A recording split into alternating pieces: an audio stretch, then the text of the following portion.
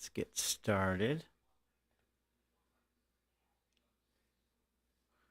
I'm going to start off of the video here from Canadian Prepper. State of affairs is around the world. We're entering we're in very precarious times, have been for quite some time, I would say. What are some of the biggest threats you think we face in the world today from a geopolitical standpoint? Yeah, it's a great question. So I want to start with two main things, and they're questions that get floated around often in internet circles as well as in real life circles. And those two questions are: one, is World War III going to happen? And two, what's the future of the Western economies? Right, economies based on the U.S. dollar, basically. And those are two really important questions. And to me, they are the two most paramount questions that anybody should be asking for the next anywhere from 5 to 10 years. And from my point of view, World War III is already happening. It just doesn't look the way people expected it to look. We all expected World War III would look like World War II.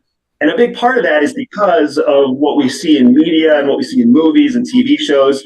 We expected some sort of big uh, charismatic bad guy with nuclear weapons and a giant military would create some sort of crazy invasion of the United States or Canada or Europe. And that's why we looked at Russia and looked at China and looked at their militaries with such skepticism and such villainy over the last 7 to 12 years, because we've been waiting for one of them to become this huge new Nazi party. We expected World War II to repeat itself.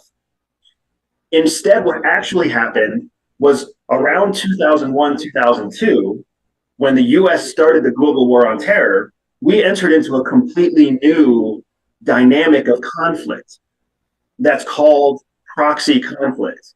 Proxy conflict is when large, wealthy economies fund wars in poor third world countries or developing countries.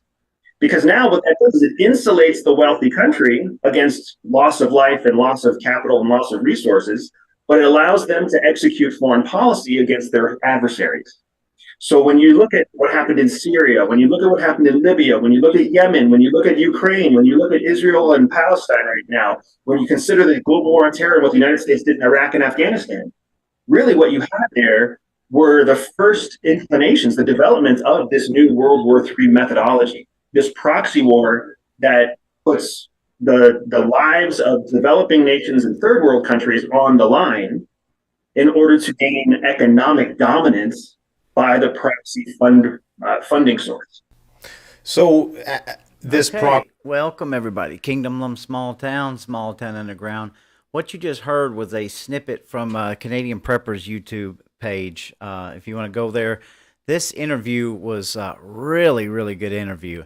The guy that Andrew Bustamante, I believe his name is, very, very good interview into just the geopolitical future that we're going into, what's going on right now, what's at stake. Very, very good analysis, and so good, in fact, that I had to share that little snippet with you because that's kind of the same things that I've been saying about this proxy conflict and how everything's going. We're going to get into a little bit of that tonight.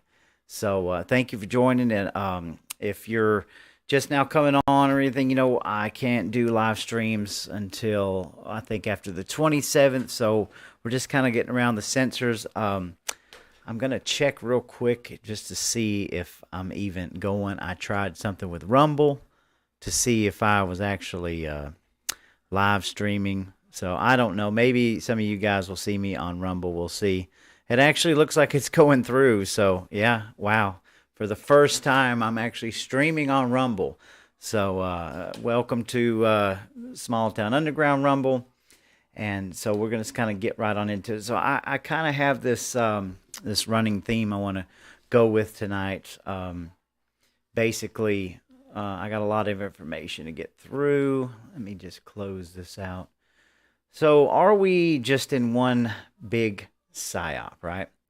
So that's kind of what I want to talk about tonight. So I got a couple of videos to go through, but there's a lot of things going on in our world, like right under right under like the underbelly of where we're at, where we're fighting amongst ourselves, and we are constantly bickering and divided, and we're worried about so many other things. And there's just things that keep rolling on and rolling on that go along with technology, right? The future of our money system, the future of our data systems, the future of social media, how we share information, our news streams, religious aspects of it, how we, the meme war that's going on. So I want to kind of explore a little bit of that tonight. So I think what we'll do is we will start here.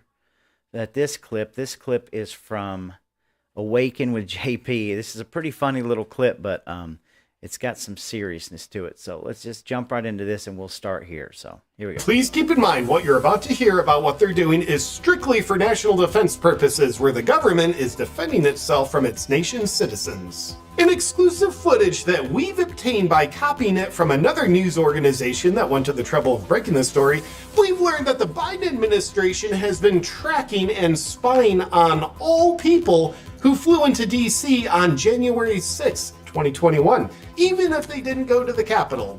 Take a look. By that, you're following January 2021 people. What does that mean? That means our primary mission is a little group called Quiet Skies. It's a mission called Quiet Skies that we're following people that flew into the National Capital Region in January 2021. You did not have to go to the Capitol or the rally, and you've been put on a specific list that TSA now has assigned air marshals to follow these people who have not had any type of criminal investigation. They haven't committed a crime, but yet 3 years later, we're following the same individuals day in and day out. If that sounds extreme, may we remind you that at least all those U.S. citizens are still being secretly tracked and followed by the government for the offense of committing no crime. And may we remind you of the quote that no tyrant wants you to know. Patriotism is supporting your country all the time, and your government when it deserves it. Meanwhile, the world's And most here's another one, proud too. sanctuary state, New York, has a governor who believes that what the Biden administration is doing just isn't going far enough. Governor Kate. Hey, Ben Stiller Oh, here. come on now. Right now, millions of refugees don't wanna and see you, displaced Ben families Stiller. are facing danger. Here we go. Hochul has announced that she's creating a task force to monitor the social media activity of New York citizens. Take a look. Also, we're very focused on the data we're collecting from surveillance efforts, what's being said on social media platforms. And we have launched an effort to be able to counter some of the negativity and reach out to people when we see hate speech being spoken about on online platforms. Yeah, but don't worry, it's to counter hate speech. Right. And That was from Awaken with JP on YouTube. I'm glad he brought that to you. I got a question. Is Kathy Hochul, is she high? I wonder what kind of medication she's on, man. She seems like she's kind of spaced out. So there was just two clips that I kind of wanted to start off with tonight about social media, government spying, everything that we do. They're watching the Operation, was it Sky?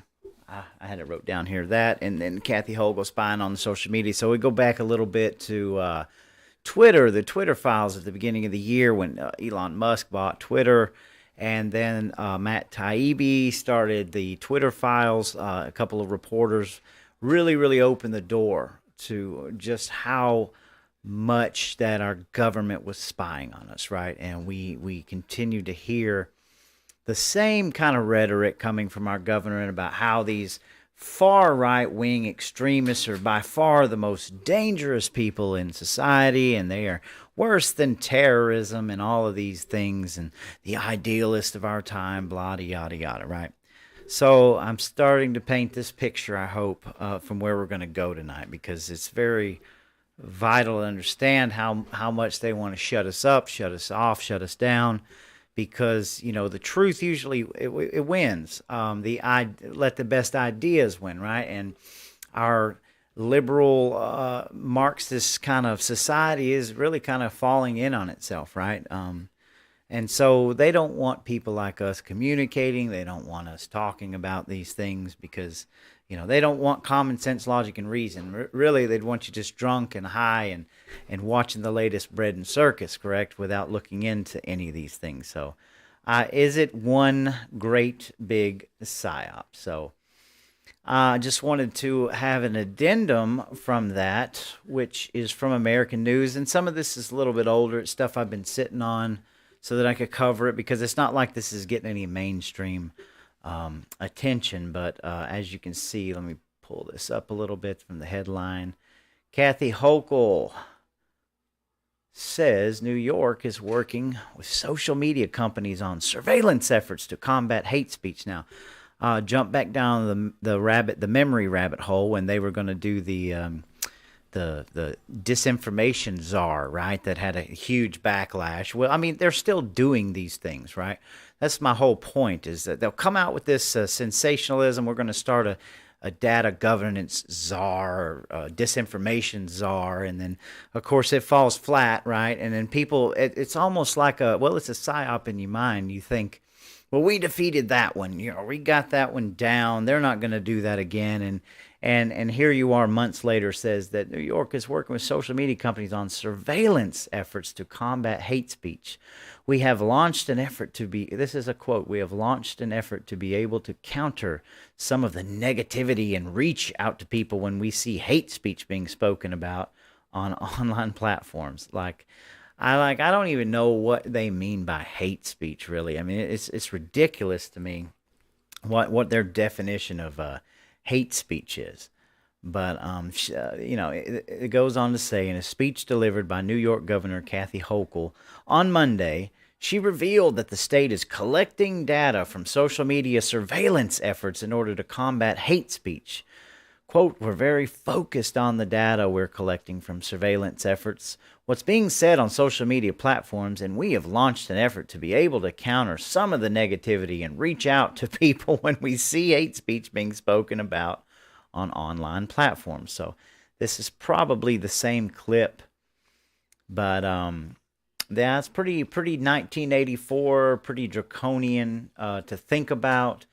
That this is actually going on. I mean, they're not even hiding it any longer. So everything that we do on social media, everything that we say is being tracked and monitored and put into these algorithms and these what I'll get to toward the end of the live stream. But it's no secret that this is happening. So I want to talk a little bit about Twitter this evening, because I've got way more information to share on all of this. But Twitter is since Elon Musk has bought Twitter, of course, I'm like most people, I'm very skeptical of Elon Musk, owning Neuralink, the Tesla, all of these things that I'm not even necessarily against, right? I always say it's not the technology itself, it's the beholder of the technology. But ever since Musk has bought Twitter, his vice chairman, or whatever you want to call her, the COO, Linda Yaccanaro, how she has ties to the World Economic Forum, which, you have to balance some of these things out. I'm not saying that she doesn't still, of course, right? Because I'm questioning this as a psyop, but there's all kinds of people that's been tied to the World Economic Forum, because the World Economic Forum has been going on way longer than we ever really knew about, us little people, right? So undoubtedly, this was a place where high-profile people would go and listen to ideas and the exchange of ideas until we start getting to a point where you will own nothing and you will be happy, right? And all of these things come out about the future and about the depopulation efforts and all of these things, right? That's tied to global climate change and what have you.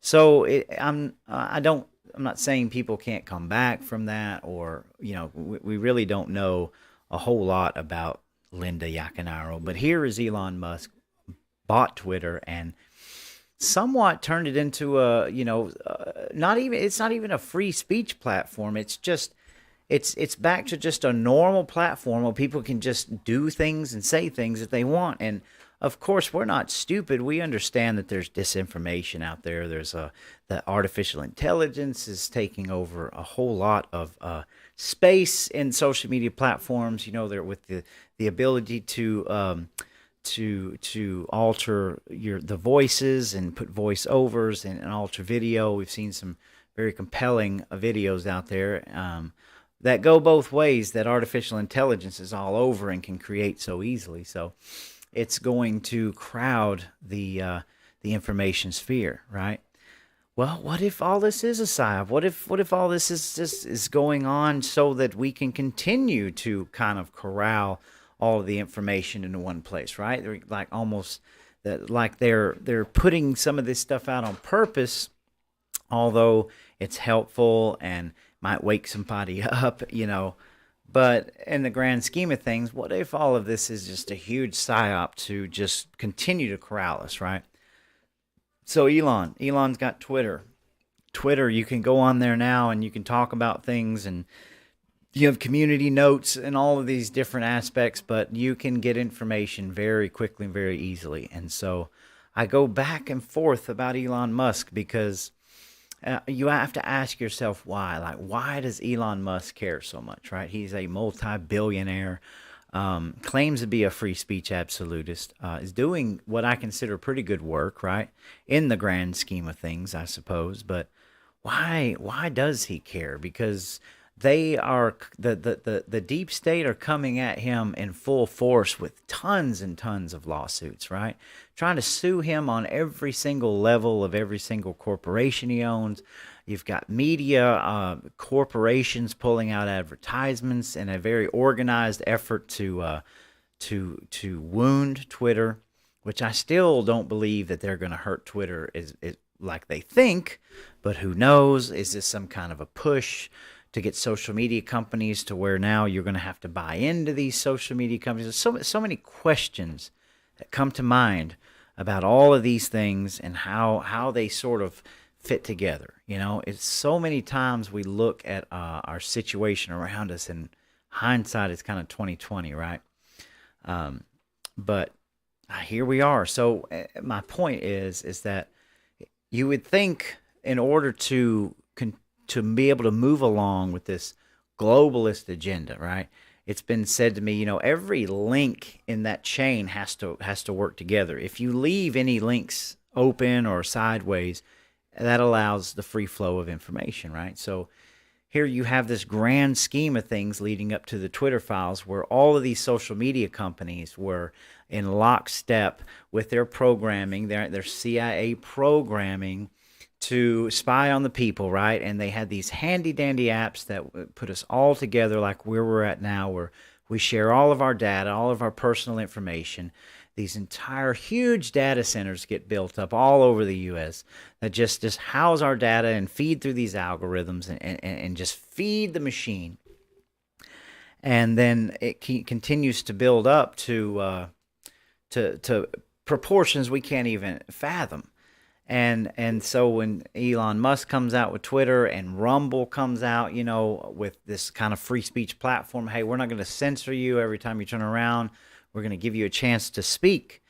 And now it's like you have these wrenches in the chain that are keeping this thing from just fully going forward.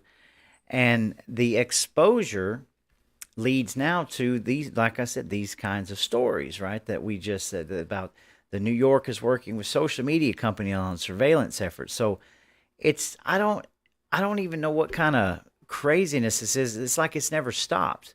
It's never stopped here. So they've continually been doing this. Now they're out in the open telling you they're doing this. And let's look at, let's go to the next one. Facts about quiet skies, right? So this was actually lifted from the official website of the United States government, right? Facts about quiet skies. So it's not like a FAQ page about how they use the Federal Marshal Service, and it of course it tries to debunk the information that they're not following these people, but you heard the clip. So if you flew into Washington D.C. that day, you're definitely on a list. But apparently they've got quite a bit of information on you, and they're watching everything that you do. So I'm gonna move along to this one here because I thought this was very interesting. This was a CNN article, first on CNN. Biden campaign prepares legal fight against election deepfakes. So here we have some of this, what are these artificial intelligence deep fakes that we're talking about, right? President, let's just read a little bit. President, let me see. Let me get it up here where you can see it good. Well, there we go. Here we go. It says President Joe Biden's 2024 campaign has assembled a special task force to ready its responses to misleading AI-generated images and videos, drafting court filings, and preparing novel legal theories it could deploy to counter potential disinformation efforts that technology experts have warned could disrupt the vote. Now, this comes probably, I would say, directly after the guy that I didn't bring the information to this live stream with me about the guy that just recently got he was found guilty in court of the Hillary Clinton meme that supposedly changed the election and was election tampering, right? As if there wasn't any election tampering. And I believe you can quote me on this. I don't have it to back up, but I believe he's won his first appeal to stay out of jail, actually, because they could not prove that his action actually even interfered with any election, at all. So there you have that. But just a side note, along with all this disinformation campaign, spying campaign, they were already filing legal paperwork to go ahead and combat. So you've got these lawyers just getting paid to get ready to file these injunctions, lawsuits, and of course they already have a list compiled of major players. And why are they doing this? Because the meme war, right? You talk about the meme war. The reason why memes get you hurt so much is because the algorithms, they don't quite, or they may have now, but it's been very hard to get the technology able to decode a meme, right? Because a meme is a complex thing. There's several different emotions that you can get from a meme, right? There's several different meanings to everything that's on there, and so I think that the biggest drive in the technological advances in AI right now is coming up with a way to detect these memes because they're so effective. A meme is, a picture's worth 1,000 words. A meme is worth 1,000,000, right? A meme is a very powerful thing that gets your point across, and most of the time in a funny way or a very clever way. And artificial intelligence can't quite detect these memes. So this is the next push going out, because a meme right now gets you in trouble quicker than anything, especially one that's been shared multiple times. Case in point, I shared a meme last week to a post that it was a little bit older meme, but it was pretty darn funny. And I'm guessing that the algorithm of that meme was already somewhere written in the code, because the moment I shared that meme, like my phone went off just like a disco ball, and I was shut down, right? So, it's probably my idiocracy on my part for even sharing the meme. But like I said, they're having to kind of retroactively, I believe, go back and put these memes in the code where the algorithms can pick them up, because they can't quite understand them. So I'm guessing that one was preloaded, right? Preloaded into the system. But again, here you have the Biden administration, right? Because memes are so powerful. And believe me, we are winning in the meme war. We always have. The left has never come close with because it's based on common sense, logic, reason, comedy, whereas liberalism is based on just complete lunacy, really. And so a lot of them don't make sense. I mean, I've seen a couple of pretty good memes come from the left, but not near as many as you can flip through on the right. So they have to fight against that, because, if they're willing to take somebody to court over a meme, just think about that for a second, and try to prosecute them. But then where does that leave you? Where does that leave me sharing memes and talking about this information? Because, you're seeing now this huge push that's organized and put together, ways to combat the share and the flow of information, right? We've already seen the attacks on the news companies and some of this dinosaur media that is dying out from the system that our tax dollars or state tax dollars are funding to keep going. It's because they're losing the information war with people like myself and other podcasters, and nobody's watching the TV anymore. You know, Fox News, they shot themselves in the foot when they fired Tucker Carlson. The CNN is just garbage media. MSNBC is laughable. So you've got all of these huge media conglomerates that are just bleeding cash. They're bleeding out, being propped up. You've got these magazine companies that can't sustain viewers and readers. And yet you've got people like myself that aren't even getting paid to do what we do. We're just coming out here and sharing information, right? And so you got to remember, is this a psyop, though? How are we being kind of force-fed into this whole, how do I say this? Like if you look back at how everything is laid out, I mean, obviously, you know, people get to the point where they kind of wake up and realize that, hey, things are not what they seem, right? So we start searching elsewhere for information. But you see how the carefully crafted narrative that comes out of these large media corporations versus somebody like me or you that's out here just sharing information and where we can read it and see it. And they don't want that, you know. They don't want to share that. They don't want to tell you the truth. We get these little snippets every now and then, right?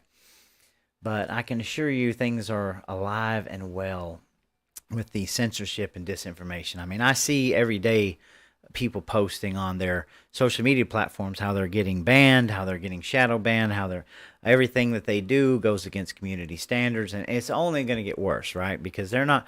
The more that the technology progresses, the more that the algorithms progress, the more information that they collect, right?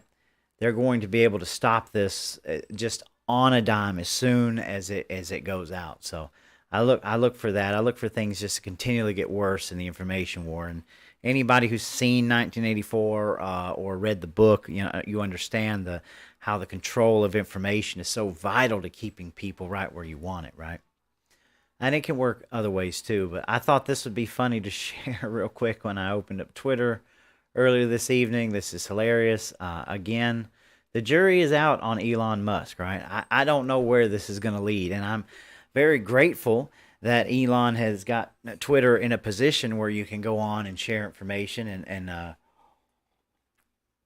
so many people before that were banned off of there are back on and sharing information. So Elon posts his own meme, and this is what I mean by a meme being worth a million words, right? It says, so you're not mad at those who lied to you for years, but you're mad at me for proving they lied to you, right? So that's a pretty funny meme, right? That's exactly what they're fighting for. This was Thomas Massey put this. This was right under my feed. American patriotism, Congress these days versus Zionism. Yeah, I'll leave that one there because I'm still not prepared to go off into war. We are already in World War III, as you heard on the first clip, right?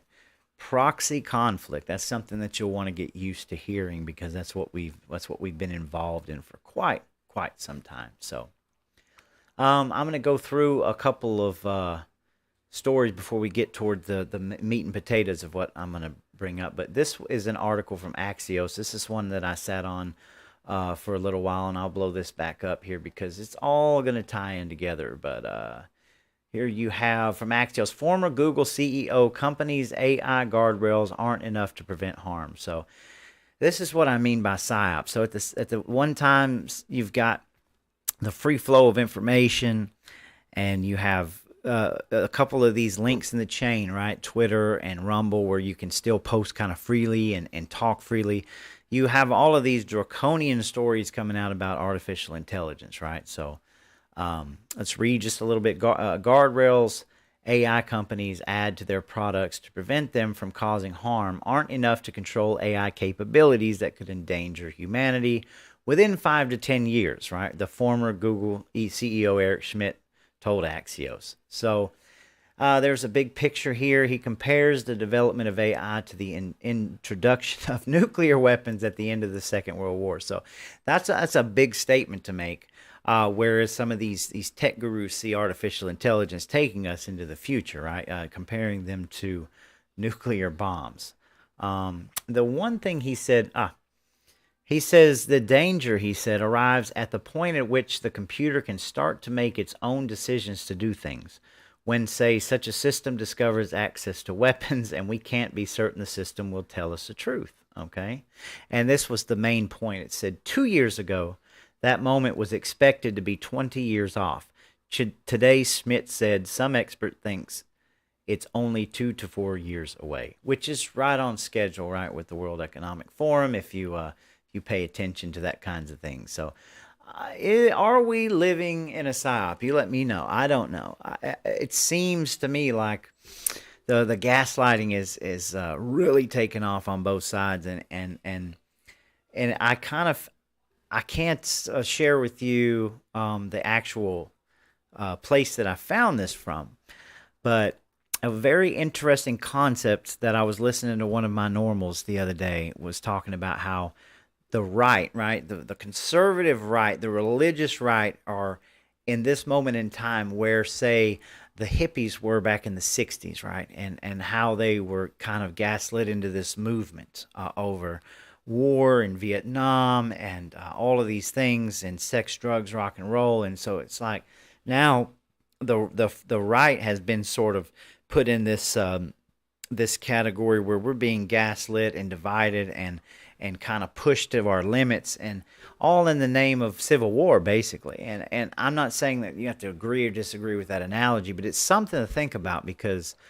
it does seem like that a lot of these news stories that come out are constant, like fear porn, gaslighting articles, and almost contradictory, right? Contradictory to the point where it talks about disinformation and the fight against disinformation and the algorithms and the memes, but then they turn around and tell you that AI is comparative to a nuclear weapon, right? And so you kind of get confused and you don't know what to believe and where to go, and it becomes overwhelming, right? And that's just on what we're talking about tonight is stuff that's like the underbelly, right? We're not talking about the main issues or political issues. We're talking about things that continue to steamroll regardless of where we end up on election day or who we get voted in office, right? Because these things are just going on and going on with little notice, right? So, who knows? Obviously, if you are paying attention to AI and the ChatGPT founder when he was ousted and then brought back, and then you listen to Eric Schmidt, which I've heard several interviews about him talking about how dangerous artificial intelligence can be. And then you hear people like Vladimir Putin and the Silicon Valley talk about whoever wins in the AR war wins the world, right? So obviously this is outside of our scope. We're just the little people that Klaus Schwab continues to preach that we shouldn't even be allowed to live here, to exist, right? So it can get pretty crazy out there, right? But is it all a psyop? I mean, I don't understand. Let's briefly touch on this before I get into the big point. But Henry Kissinger, and this is from Rolling Stone, war criminal beloved by America's ruling class finally dies. So I'm not going to go into Henry Kissinger tonight, but I did want to just bring this up momentarily. And just there's so much to unpack about Henry Kissinger and his role in, I mean, you cannot deny his role in like the American superiority. Which this article, I don't even recommend this article. It's just full of junk and full of asinine stuff about compare. It's an ESG article, but there's a lot of things in here. There's a lot of stuff that's coming out about Kissinger, and I find it pretty weird and psyopic, right? That Henry Kissinger was such a respected man by so many people in our government, in and out, past and present, yet you never heard a lot about Kissinger. And then, like I said, hindsight's 2020. Now all of this information is coming out about Kissinger, right? Which it's something to look into. I don't unfortunately have the time to just, if I wish I had the time, I could just do my own little documentary on Kissinger, but I don't think that Kissinger was a good man. I know that there are certain things that I could never possibly agree with that might need to be done for a country, right? But Kissinger, whew, there's just so much to unpack there. He is a George Soros level person that's is packed with so much there that we're now getting to see a peak of not only how influential he was, we all kind of knew that, but just how down and dirty things were. And that's my whole point about seeing in hindsight. We see all these things and all these underbelly things that continue to go on, and they don't get a lot of media coverage yet. And then one day we go back and we see all of these programs and all of these institutions set in place for where we are now. And Kissinger was 100% one of those people. So it's worth it to do some research, watch some of the content that's coming out about him. You have to disseminate the information yourself. I can't tell you that it's all Bible. But man, what a man that Kissinger was. It's pretty crazy. So, and this one I wanted to cover too, because the talk about being in a psyop. This came from the New York Times. Israel knew. Let me make sure I got this blown up here for you, because this one is pretty important, and it doesn't even need to be gone into a whole lot tonight because it's dealing with the war, and we're already back to Ukraine again, right? We're going to give $60 trillion to Ukraine, and and we had the ceasefire, which was just enough time to break off from Israel, and my God, the stuff that is coming out, pro-Israel, anti-Israel, it's the fog of war. But the one thing that I wanted to focus on, this really does tell you everything that you need to know about this current proxy conflict that we're in, right? Israel knew Hamas's attack plan more than a year ago. A blueprint reviewed by the Times laid out the attack in detail. Israeli officials dismissed it as aspirational and ignored specific warnings, right? So the last time that I tried to share anything about this war, and it was mainstream news, I got flagged immediately, right? So I'm not going to read this article, but I want you to know it's out there from the New York Times. The headline tells you all, okay? Israel officials obtained Hamas's battle plan for the October 7th terrorist attack more than a year before it happened, right? So you tell me, this is mainstream news. They're telling you that they knew that this attack was going to take place. They knew that this attack was going to take place. There was no secret, 24 hours after everything started. I believe it was up to 7 hours after the Palestinians attacked Israel before even any warning sirens went off. And at one of the most heavily guarded places in the entire world, the most heavily guarded strips of land, the most heavily surveillanced place probably in the world. Yet you're telling me that the Israelis knew about the plan of attack more than a year ago. They were warned by the Egyptians. The U.S. intelligence knew. There were several entities that knew this was going to happen, very down to these specifics, really. And you're telling me that they just brushed it off, said, "Oh, this is not going to happen. They're never going to be able to do this," right? So it's. Just think about that for a second, how much we're being lied to on a daily basis about everything. But they wanted to call you a conspiracy theorist for bringing these things up and talking about these things and questioning where your tax dollars are going to, right? It's, where are Republicans? Where's our Congress? Where's our Senate? We're just continually giving all this money out overseas while America is just bleeding out to nothing. And you see a story like this, it just casually gets looked over, right? What's the date on this one? I've been holding on to this one since, I can't find the date, but anyway, it's at least a week old, right? At least a week old. But they knew about the attack. Well, what are you supposed to do with that kind of information in your head? And everything that we do know, right? Because we always talked about before, we knew more about the Israel-Palestine attack in one day than we knew in about a year and a half of what's going on in Ukraine, yet we have multi-wars going on right now. This thing is gearing up to be the war of the century, right? And the terminology, proxy conflict, right? It's America with their hands and your tax dollars dipped into all of these proxy conflicts, right? You heard what he said about the Arab Spring and all of these things that we've been involved in. But for this information to come out and just tell you point blank, hey, they knew that this was going to happen. Then you think about the loss of life. You think about the Israeli attack on the Palestinians and all of these coordinated, very organized, pro-Palestinian movements going on all over the world. And then you think about all the Elon Musk, right, bringing him up in one of his lawsuits against the Anti-Defamation League or whatever, because you can't even say anything against Jews or Israel or even bring that discussion up, and then you're just chopped off at the block, right? I've never seen a more protected group of people. And it's all it's like it's one big psyop, right? Like everything, the more that you look into things, is like it's a psyop. It's like everybody. It was like we're all magnets, or we're pieces of metal, right? And there's this one huge, gigantic magnet in the middle, and everybody on every single side is just being swept in closer and closer and closer to this big magnet, you know. It's really crazy to think about. So they knew about the attack. They knew about the attack, and they let it happen. And here we are now, divided as ever over Palestine and Israel.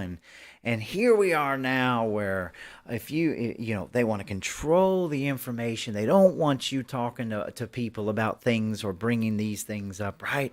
You're a right-wing conspiracy theorist, and you're the reason why that the government is falling apart and breaking down. And you see, it all starts to look like one big psyop, right? I said this before in the 2A movement. I said it before because when they started releasing this draconian, like really, really crazy gun legislation, right? And I first got a hold of some of it, and I started reading through it, and I was like, my God, look at this. Not even a gun nut. Look at this. They're going to take all of these things away. We're not going to be able to protect ourselves. All of a sudden, I became activated. I got out of my shell, and I said, we're gonna start the petitions. We're gonna move along. We're gonna fight this. We're gonna let these people know. What they did was a psyop. I mean, it was a psyop. They wanted to know who would stand up and who was going to fight against them and who would go along willingly with it. The same thing with COVID-19. It was a huge psyop. Who was going to take the shots? Who was going to comply? The same thing with the war. You could kind of equate this to everything in our life now, and it's crazy to me. It's crazy to me. So now they know who I am. They know where I live. They know what I'm going to do and what I'm not going to do. And I am feeding the machine all of my information and my data and my algorithms. And it's going into some building somewhere, into some high-stacked processor that's got a digital self of me that's compiling all this data, all of these things about me. And I have a digital self. Probably one not unlike, say, Virtuosity, the 1995 movie with Denzel Washington and Russell Crowe, right? I could probably talk to myself on screen and probably become good friends. Think about it. You and your digital self, what would you do if you had a digital self that you could talk to, right? I mean, just could you imagine talking to somebody who knows you? I mean, better than you know yourself, right? And I believe that because this artificial intelligence, the algorithms, they're learning things about us on a subconscious level that we just do mechanically every day, right? But they're learning these things from us that we don't like consciously know. Could you imagine what it would be like to talk to your digital self, right? But make no mistake, there's one out there, and I'm fixing to tie some of this in together. So here we are. Let's see. Let me make sure I went through everything. So this is the next story. This is going to start tying into everything. So I'm going to read this. I need to blow this up because this is very, very important, right? Along the lines of everything we've talked about. So this is from the National File, and this is also from a couple of different places, right? But this is where I picked it up from. Secretive White House program lets warrantless cops snoop on AT&T phone records. Now, this is from the 21st of November, by the way. A letter to the DOJ written by U.S. Senator Ron Wyden shines light on a White House program giving law enforcement access to trillions of phone records. Okay? So let's read just a little bit in this. Okay? It's called the Hemisphere Project. Okay? The Hemisphere Project is a long-running dragnet surveillance program in which the White House pays AT&T to provide all federal, state, local, and tribal law enforcement agencies with the ability to request often warrantless searches of trillions of domestic phone records. Wyden's letter to Merrick Garland and the DOJ explains. Did you hear what I just said? The Hemisphere Project is a long-running dragnet surveillance program in which the White House pays AT&T, and this is what I want you to pay attention to. It's coming up. To provide all federal, state, local, and tribal law enforcement agencies with the ability to request often warrantless searches of trillions of phone records. All right, quote, AT&T has kept and queries as part of the Hemisphere Project call records going back to 1987 with 4 billion new records being added every day, the letter states, reflecting how massive the surveillance program actually is. The scale of data available to and routinely searched for the benefit of law enforcement under the project is stunning in its scope. So I'll try to post these links for everybody too, so you can kind of follow along, because, you know, I mean, you bring this kind of stuff up and people are like, no, they're not doing that. You're crazy. You know? Mm-hmm. I mean, I'm totally crazy for reading an open letter to the Merrick Garland concerning AT&T, which is just one company, right? We've got how many companies out there, Verizon and T-Mobile and God knows who else. And we know about the Twitter files. We know that all of these things were coinciding with the government, and we know about how they were surveilling Trump and warrantless things. And, you know, the list goes on, but like I said, weaving it all together, see, and you take one thing and one thing here, one thing there, and nothing makes sense until it all starts weaving together, right? So here we are. So we know that we're being surveilled. We know that every bit of the information that we're sharing, we know every time that we make a post, every time that we talk on the phone, for example. We know when we're on Signal, for example, that it was bought by a person who is very heavily involved with the World Economic Forum. We know all of our data, everything that we do, especially online, is being surveilled, right? Why, you ask? Well, I'll tell you why. I'll show you why. I'll show you what my opinion of all of this is. So I got to switch over here to my other window, and I'm going to switch this other one off. So let me wait a minute. Oops, sorry about that. Let me get back to this window capture. I got to shut this off real quick. So here we are. So I'm not just picking on Georgia, all right? But let me show you something here. I'm gonna keep the screen up for a minute, and let me get over here to it. So let's go back to September the 1st, 2023, right? If you remember, our Governor Brian Kemp signed an executive order into law. Now, this executive order was pulled out of, this was one of the perks that was pulled out of, I believe it was SB 520, which was a medical bill that did not pass the House or the Senate. Unexpectedly, right? I believe the establishment was, they were really wanting this bill to pass, and it had to do with some kind of like capital cronyism, how would you call it? A couple of senators, a couple of our legislators were planning on making some big money off of some equipment that would be ordered by law to be put on people for tracking, right? Tracking devices, these high-tech tracking devices, kind of like GPS tracking devices, whatever you call it, ankle monitors, however you want to look at it, right? But the measure was struck down by our state, and on September the 1st, this executive order was passed. Now, as you know, I pay attention to a lot of stuff, and this is a hindsight moment, because the reason that I shared with you the story about AT&T, and the fact it was on the 21st, and we talked about it a little bit, but I didn't realize it until one day I was just laying in bed thinking about some of this stuff, and I wanted to pull this up so I could show you real quick. I do apologize, but this is important. In this article that I shared with you, I want to show you the words that it uses here. This is what got me. It's a data analytical center. Okay. Right here. Listen to this very carefully. All right. Wyden's letter went on to explain that the Hemisphere Project has been supported by regular funding from the White House through multiple administrations, and that federal funding for the program has been recoded as funding for, quote, data analytical services, which is the same program under a new generic sounding name. You see it. I just showed it. I just read it to you. There it is. You read the term data analytical center, right? So there it is. Now let's go back up here, and I'm going to pull this up because this is what I thought of after that, and this is what I want to share with you tonight. That tie all this stuff together like a beautiful bow. Okay?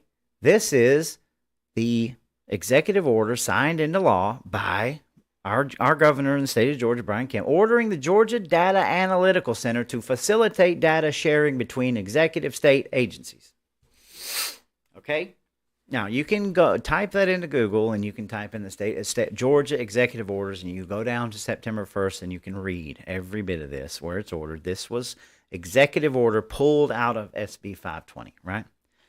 Now, you come over here on the next tab, and this is how I typed in Georgia Data Analytical Center. So you can go down here, and it says GDAC team, about us, view health dashboards, and I'm going to give you just a little insight.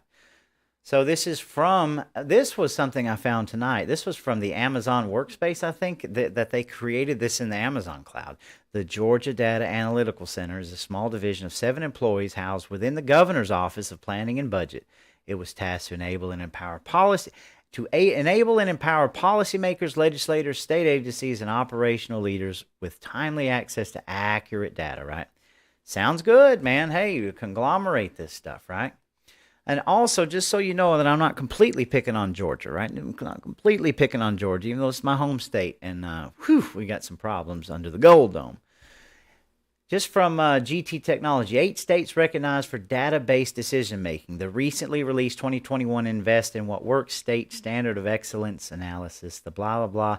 The way states are using data to protect residents, right? Speed economic recovery, and this is the good one, and improve equity. Where do we hear the word equity all the time, right? Sustainability, equity. So just to let you see that this is not just Georgia, right? But, Washington, performance-based contracting. There's all kinds of Oregon, Ohio, North Carolina, Colorado, all of these states that have enacted this, right? And here you go to the Georgia Data Analytical Center's website, the GDAC. And it says the Georgia Data Analytical GDAC pulls together data and analytics from across state government into an easy-to-consume format, providing transparency and accountability to lawmakers, agencies, researchers, and the public. And that's funny because I believe a lot of our grassroots in the state are wanting transparency, but I don't quite think that this is the kind of transparency that we want. So I want you to understand that while we are fighting on the surface, that while we are here and we are being consumed by the bread and circus and being consumed by all of these things going on, and Trump and Biden and Newsom and all of these things that are very important, right? That while we're doing all this, it's a psyop. I really, really believe it's a psyop. They are watching our reactions. They're watching our posts. They are seeing how we react to these things, and they're collecting all of this data, right? Now, going back to the Data Analytical Center, what do you think this Data Analytical Center is for? So this is a way where you can use these cloud-based servers to pull all this gigantic things together, like I said, like a magnet, shoop, and then you can form it like Play-Doh into whatever you want, and then you can share it. You can share it between all kinds of state agencies, and you can share it between medical agencies. And you notice how the Georgia Data Analytical Center is based on this kind of equitable medical records and fentanyl records, because you do your own homework when you look it up. And trust me, when you look up the Analytical Center, you look up some of the people running it, and you kind of go into this rabbit hole that I went into. These people don't seem like they're the friendliest people to me, you know. They don't seem like that they would kick back and and vote to keep your Second Amendment rights. That's my personal opinion, right? I don't know these people, but they don't seem like the kind of people that are worried about what I'm worried about, right? About freedom in the Constitution and the American liberty. But never mind that. But you see this analytical center, how they're able to share all this information and streamline all this information for people and be able to share it across platforms. And of course, it's a trust because it's a public-private partnership that you have to maintain trust and you trust, right? And so they're able to use this and within the state and all these things, right? Well, then you've got North Carolina that's got this and you've got Ohio that's got this. So all these people have these data analytical centers. And then what happens? So then these things start to come together. Then you have a data analytical center talking to this data analytical center and so on and so forth until you're just, it's a web of data analytical centers that your government is keeping track on you and can type in your name in the computer. And instead of meeting you, they're going to meet your digital self, right? They're going to meet the digital you. They're going to meet the subconscious you. That the things that you think about and the things that because all of these things are connected, right? How are they connected? Go back to the article that I just showed you about the government using data analytical centers for law enforcement to spy on phone records, okay? And they made it a generic name, right? It was called the, what did I say it was called again? It was the Secretive White House, the Hemisphere Project. Now, I don't know about you, but if I heard the term the Hemisphere Project, I'd like to know what that means. Now, what is a hemisphere? A hemisphere is like a section of 4, right? So that means our hemisphere, global, like a part of the U.S. in a hemisphere. But they're calling it data analytical centers.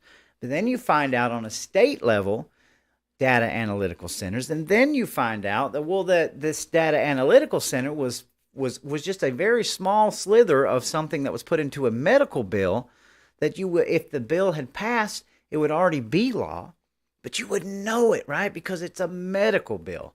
But all of a sudden, governor decides to pull this out because he couldn't get it passed in this bill and signs it into law. Now it's a data analytical center. No one's paying attention. It's just a terminology that nobody's just, it's not a head scratcher. It's generic.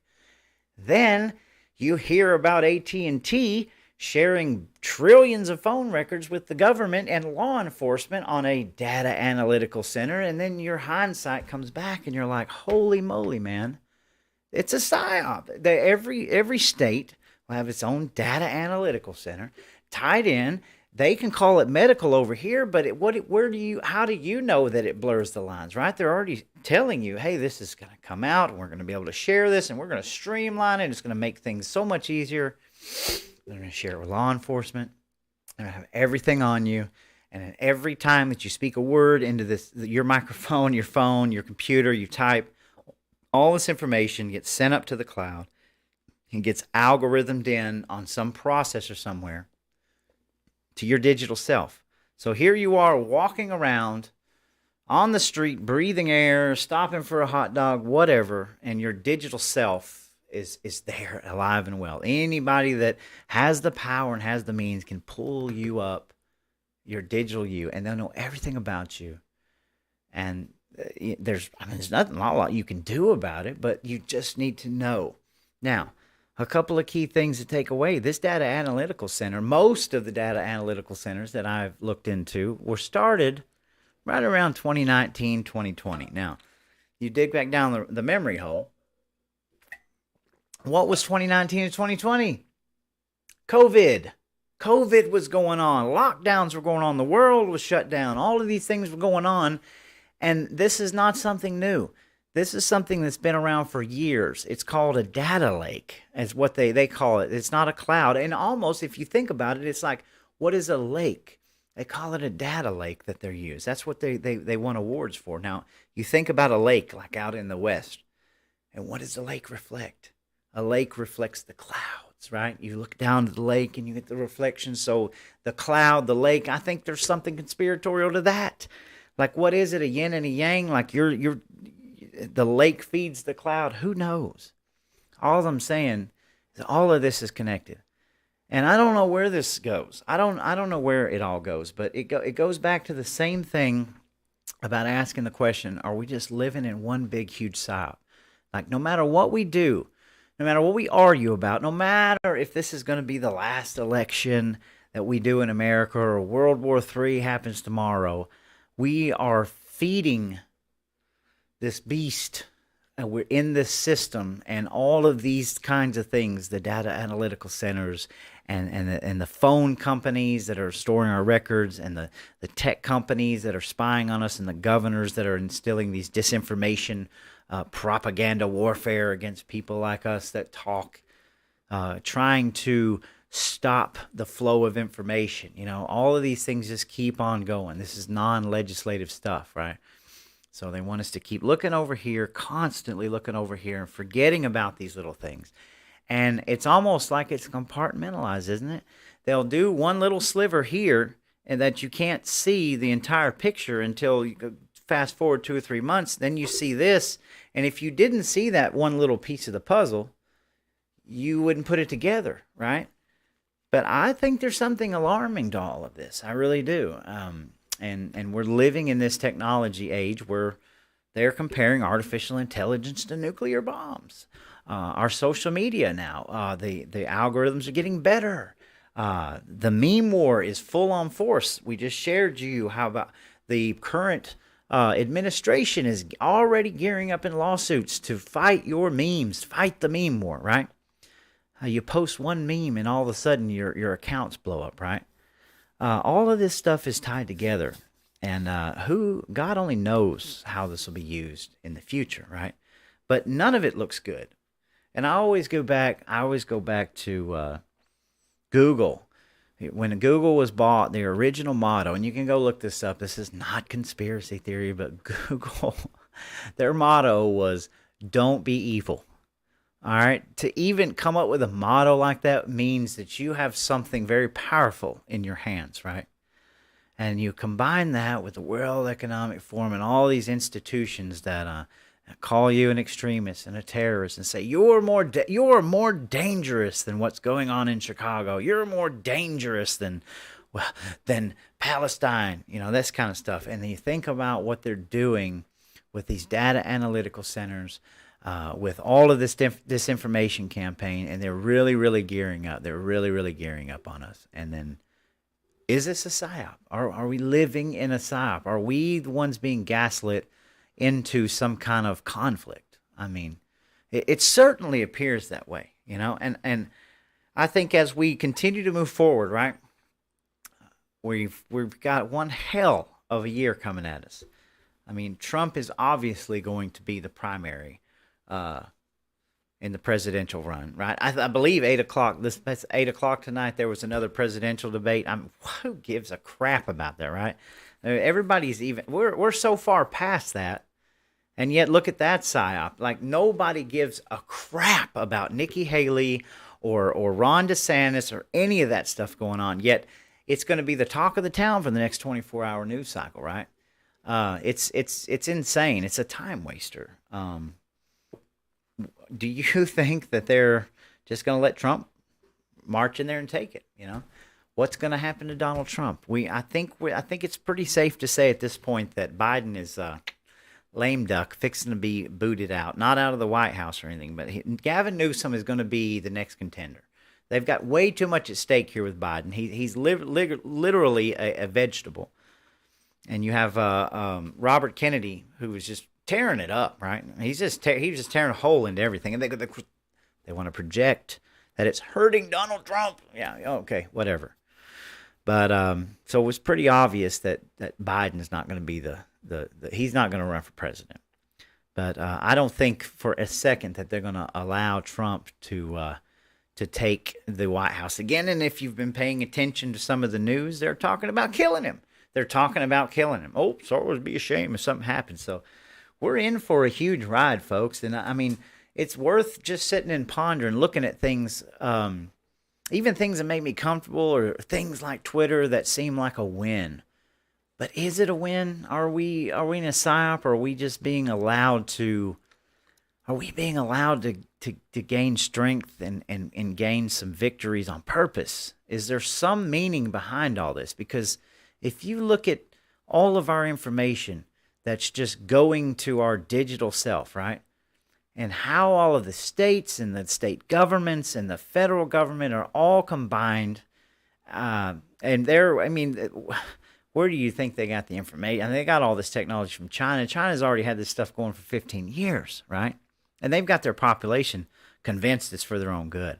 My point is, you got all of this stuff digitally feeding into the machine, right? They're not shutting me down. They're not making me, at any point in time, they could take me away, whatever. But you got to ask yourself, what is all this for? Like, why is Elon Musk allowing Twitter to be Twitter the way it is now?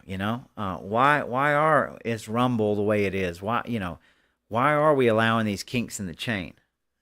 It seems like I can't put my finger on it, but it's worth asking. Is this one big psyop? Are we being gaslit even on our own side? Are we being used and manipulated in some way, like the hippies were in the 60s, right? How many decades did it take to find out about MK Ultra and Operation Mockingbird and all of these government-led experiments on people, the Great Mouse Experiment, right? And then in hindsight, you see, wow, well, LSD and acid, that wasn't something that was just organic. That was instilled by the CIA. I watched a really good short today on punk rock and how punk rock was sort of a CIA experiment. I'm not saying it was, but the government has a hand in all of these things in the culture war, because they understand, if you know anything about military, when people go over to other countries and other cultures, they have to study the culture to learn how to gain influence in these cultures. So obviously culture is a big thing, and you look at where ours is now, and it's completely degenerate, right? So are we living in this? And is everything a psyop? I mean, you question everything. But here I've been able to lay out several things that's been on my mind that shows you how this technology is all tied together, even on a state level, right? I've told you we're in the first phase of a digital ID. God only knows where we're going, but it's all going to kind of mesh in. This is not a coincidence. It's all going to do this. And I don't know where we're going to be on this spectrum, but the more you are aware of, so do some research, do some homework into the data analytical centers, look up some stuff that I've seen, because it's pretty alarming. And I think it's only going to get worse.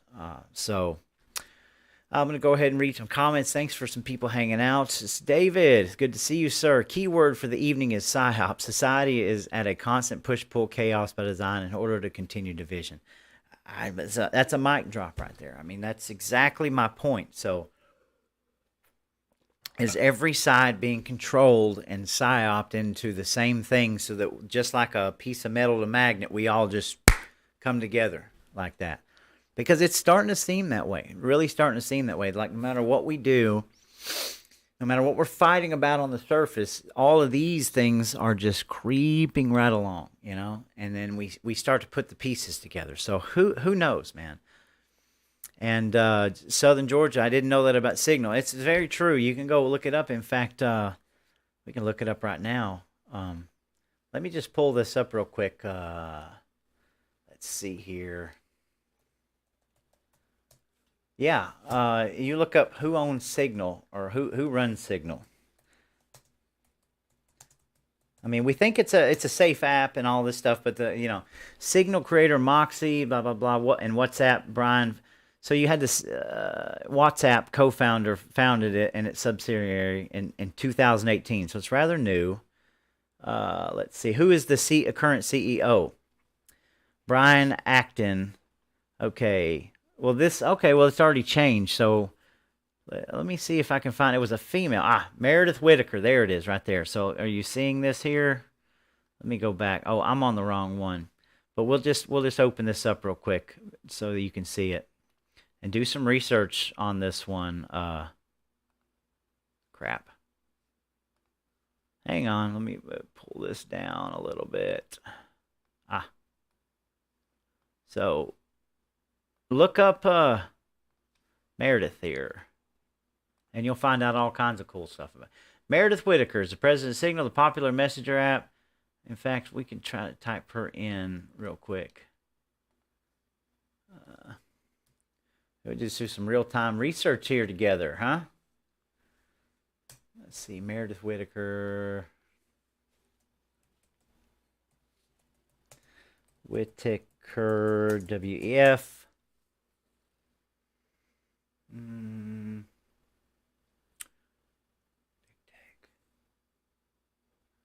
Blah, blah, blah, blah, blah. Where's it at? Well, of course, it's not going to. The World Economic Forum. Hang on.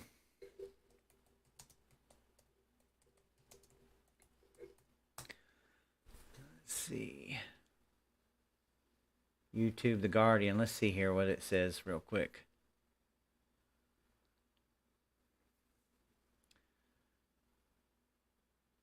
Anyway, just look up Meredith Whittaker. I'm not going to sit here and keep you guys posted all night. But yeah, she was actually involved in the WEF. And I'm not saying that she's, the same thing with Linda Yakanari or whatever. I mean, good Lord, she could possibly be a changed person. But, all these people have ties to the World Economic Forum. I mean, you just look it up and it does. And Signal was involved in a big thing, I believe, with the FBI and either one of the three-letter institutions about giving over data from Signal and all these things. We think that these things are encrypted and they don't have any backdoor access, and it's nothing to worry about at this point. I mean, we're using all these things anyway.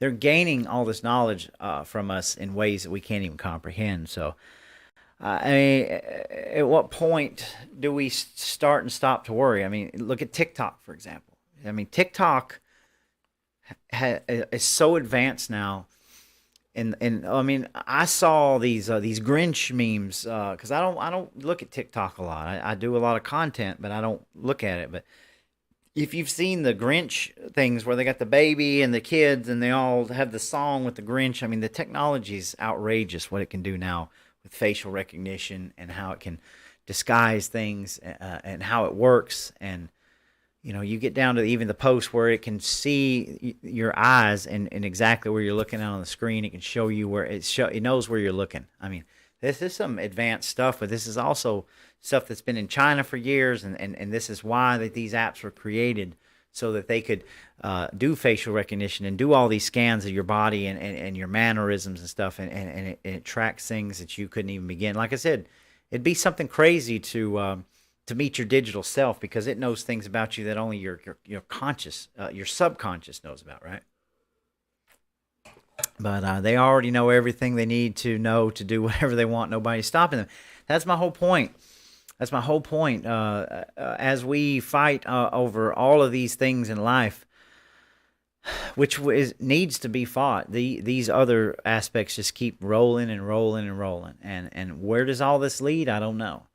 But the more conscious we are, aware that we have data analytical centers that have been in business for years now, okay, been in business for years, and then the federal government is openly telling you that they're looking at all your social media posts and they're trying to disinformation and hate speech, and these analytical centers are sharing data here, there, and everywhere.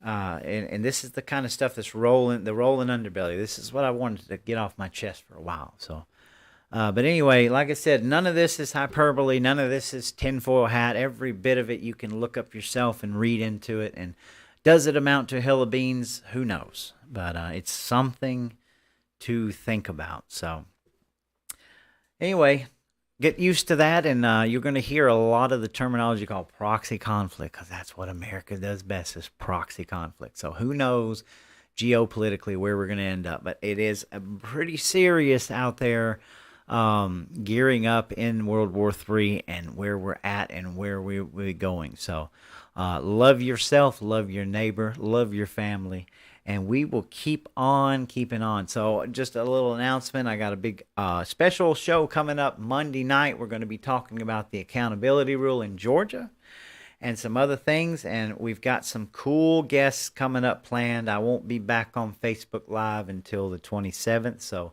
you can continue to support me by sharing this YouTube link, sharing the Rumble link. Hopefully I got some views on Rumble. It finally worked. So I'm very happy about that. But you guys, I hope y'all have a great evening, and we'll see you guys on Monday night with a special edition all about the accountability rule. We're going to learn together. So you guys have a good evening. Be safe.